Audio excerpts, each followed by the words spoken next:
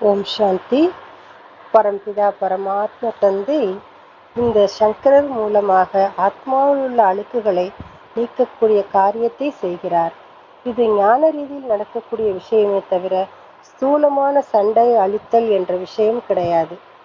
அவர்களுக்கு அறிவு என்ற அம்புகளை எய்யும் ராமரின் ஆன்மா சங்கரர் என்ற பெயருடன் தயாராகிறது.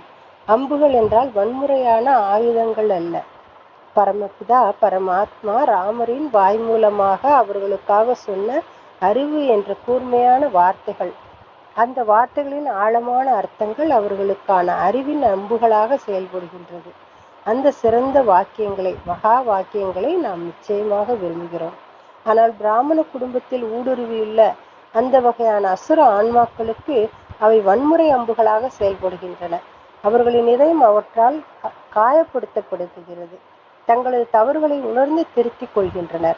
எனவே இந்த வழியில் இவ்வாறு பிராமண உலகத்தில் நடக்கக்கூடிய சூட்சமான காரியங்கள் ஸ்தூலத்தில் வெளி உலக நாடுகளுக்கிடையே நடக்கக்கூடிய போராட்டம், உள்நாட்டு கலவரங்கள், பெயர் தெரியாத நோய்களினால் ஏற்படக்கூடிய விளைவுகள் என அனைத்தும் வெளி உலகத்தில் நடைபெறுகிறது.